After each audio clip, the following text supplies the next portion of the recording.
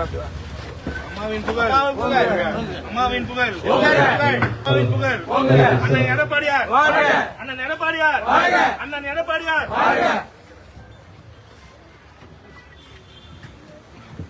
டிஎம்கேல ஒரு 5000 ரூபாய் தந்தாங்க, எல்லாருக்குமே தெரியும். திரு புவன் அவர்களே, ஜோதிலட்சுமி அவர்களே, ஜனனி அவர்களே, புனிதா அவர்களே, இப்போ ஒரு ரீசெண்டா ஒரு 5 நாள் ஒரு 10 நாள் முன்னாடி ஒரு 5000 ரூபாய் தந்தாங்க. எதுக்கு தந்தாங்கன்ட்டு உங்களுக்கு எல்லாருக்குமே தெரியும். வருகின்ற சட்டமன்ற தேர்தலில் அவர்களுக்கு வாக்களிக்கிறதுக்காக உங்களை ஏமாற்றி அந்த வாக்குகளை பெற்று திரும்ப லட்சம் கோடி கொள்ளடிக்கிறதுக்காக டிஎம்கே தந்திருக்காங்க 5000 ரூபாய். அந்த 5000 ரூபாய் வாங்கிட்டு அவன் லட்சம் கோடி கொள்ளடிக்கிறான். அதை யாருமே பார்க்க மாட்டீங்க. அவன் நம்ம எடப்பாடியான ஆட்சியில கொரோனா காலத்திலையும் நம்மளுக்கு பொங்கல் பரிசு தந்தாரு. 2000 ரூபாய் 2500 ரூபாய் தந்தாரு. ஆனா அப்போ டிஎம்கே ஸ்டாலின் அவர்கள் என்ன சொன்னாங்க, 5000 ரூபாய் தர சொன்னாரு. இல்ல நான் ஆட்சியில இருந்து நான் 5000 ரூபாய் தரேன்னு சொன்னாரு. ஆனா அவருக்கு 2021 ஆட்சிக்கு வந்தாரு.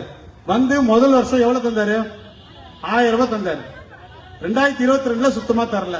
2023 1000 ரூபாய் தந்தாரு. 2024 தரல. இப்ப 2025 தரல. இப்ப 2026 பொங்கல் வந்தவன எல்லாருக்குமே 3000 ரூபாய் போட்டிருக்காரு. எதுக்காக போட்டிருக்காரு, தேர்தல் வருது ஓட்டு வாங்கறதுக்காக. இத வந்து முன்னாடியே தந்தா எல்லாரும் நம்பி இருப்பாங்க. இப்போ நீங்க எல்லாரும் நம்ப வேண்டியது இதுதான்.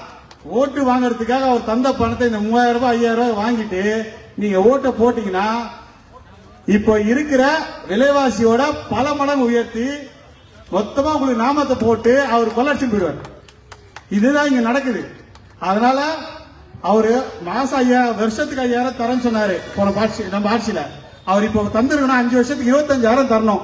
ஆனா மொத்தமே சேர்த்து எவ்வளவு தந்திருக்காரு, ஒரு 5 ஒரு 3 ஒரு 2 மொத்தம் 10,000 தான் தந்திருக்காரு. அப்போ மீதி 15,000 உங்களுக்கு பெண்டிங் இருக்கு.